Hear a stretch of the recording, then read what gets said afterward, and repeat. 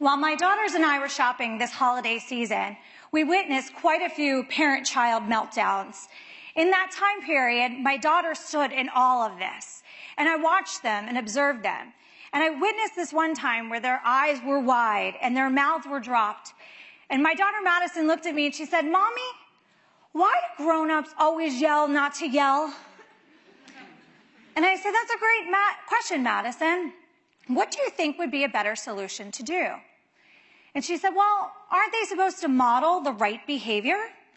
And I said, "Yes, Madison, they are supposed to model the right behavior. But the problem is, a lot of parents don't know how to do that because they're only doing what their parents did and their parents did and so on. So their ignorance actually limits their ability to make other choices." So she looked at me and said, "Well, then how do you know how to do it differently?" Which is an amazing question because when I was a child, I was a product of an environment of a lot of yelling, a lot of screaming, belts and wooden spoons. And my parents were as well, and their parents. And the cycle continued until I went to college and I was studying education and psychology. And I learned about things like positive reinforcement and empathetic communication. And as I'm learning this, I thought, wait, I did not have to get hit with a wooden spoon to be a well-behaved child? And it was earth-shattering for me. And I realized it was something that was going to transform my life, and it could transform the lives of others. I thought every single person needs to be in this room right now learning this stuff. Any person that ever wants to be a parent, a teacher, a coach, a leader of any sort should be learning this content right now. And I carried that content with me throughout my life, and I applied it to my own journey. I was gifted a new set of tools in my toolbox as I began my life's journey pursuing success.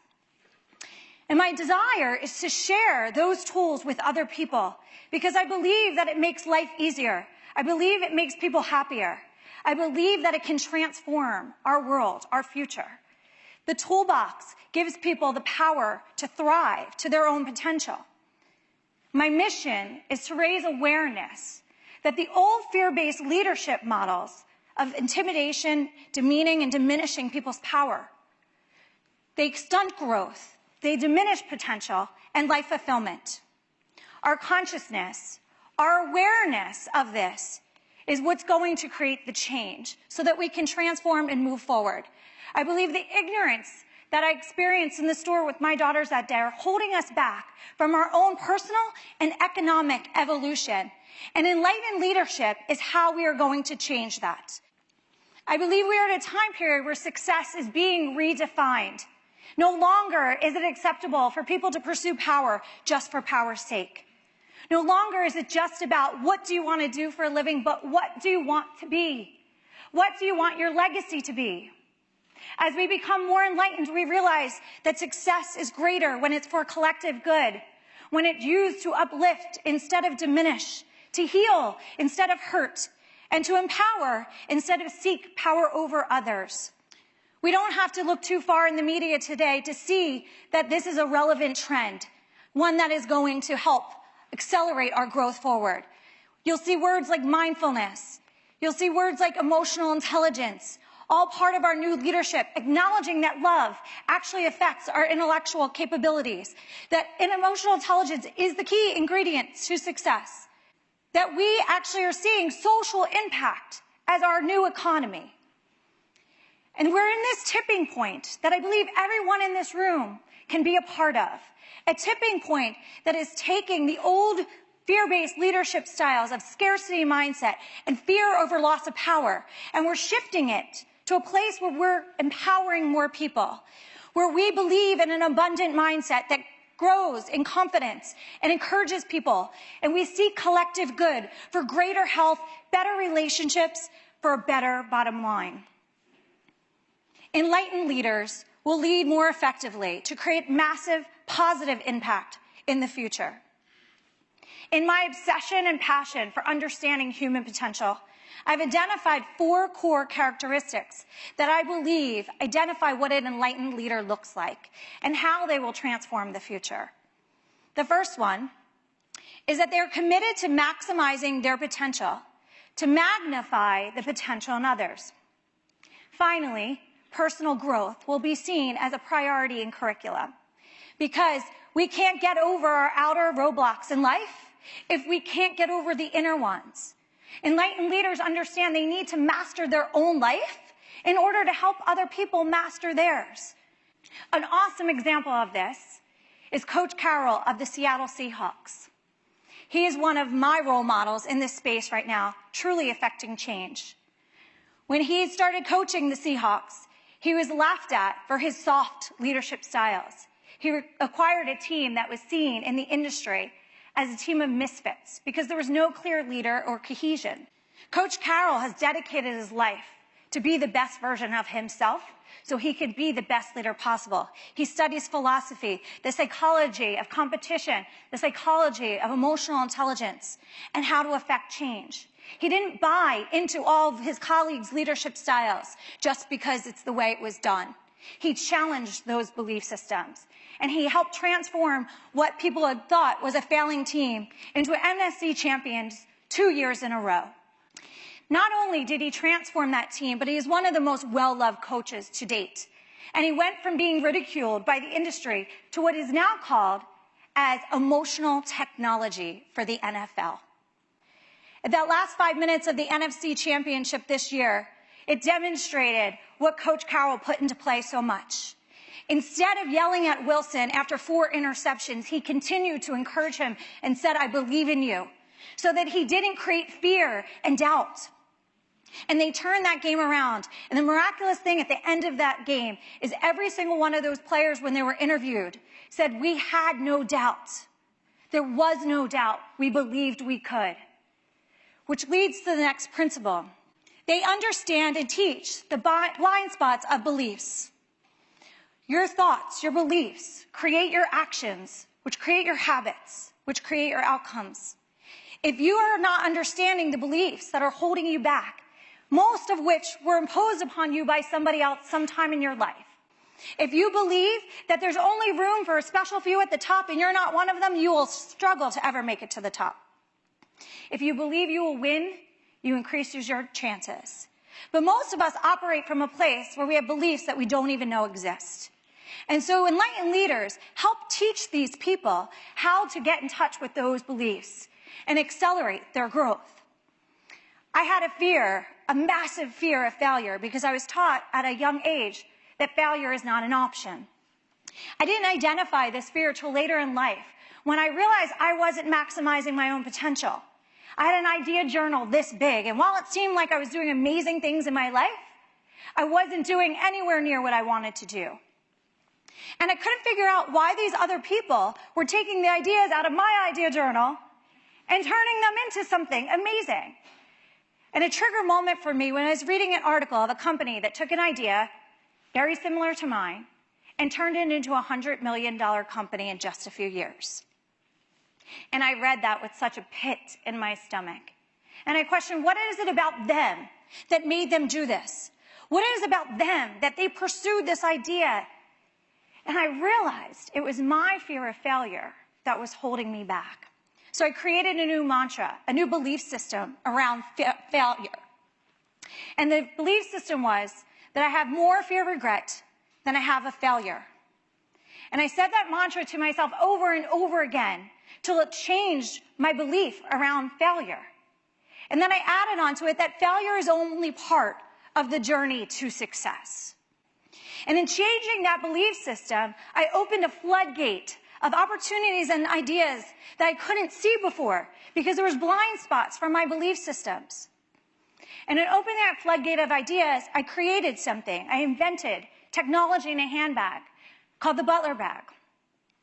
And had I not refined my belief systems and uprooted those old self-limiting ones and planted new ones, I don't believe I would have been able to see that opportunity. And I for sure don't believe I would have pursued it.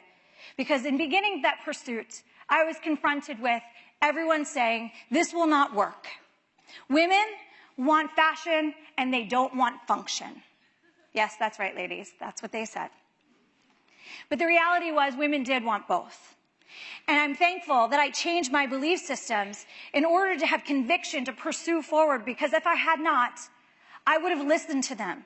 And I would have put my dream on a shelf and let it die, and I probably wouldn't be standing here today. The next principle is that they understand solution-driven cultures over ego-driven cultures. They know that you can't have a solution-driven culture if you have an ego-driven culture, because the ego desires to be right. Enlightened leaders seek to understand multiple perspectives. They will actually transform our understanding of innovation as it exists today.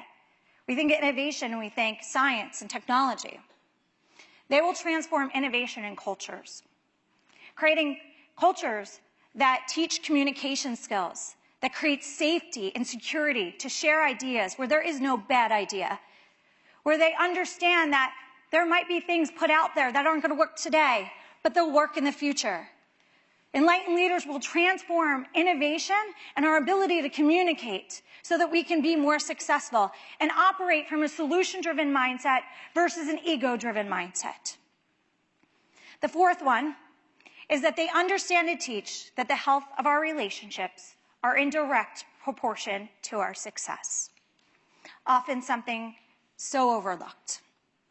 I learned this at a time point in my life where my mom had recently passed away.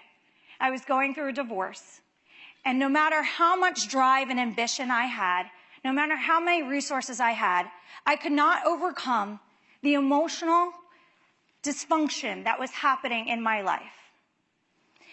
And I started to realize that I was trying to pursue forward and overcome these feelings and this mental chaos. So I was determined to figure this out. And I realized that while other people were going through personal things in their lives and dysfunction within relationships, it was derailing their professional success as well. And it was something I wanted to bring to light because it's so important. We ignore the value of our relationships in pursuit to our success.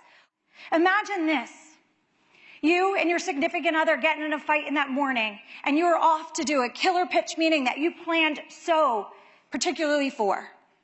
You were ready to go until that moment where that fight began. And now you're driving to work and they're texting you and emailing you and they're calling you. And you get to that office space and you start your pitch. But although the pitch is still perfect on the PowerPoint presentation, it is no longer in your energy.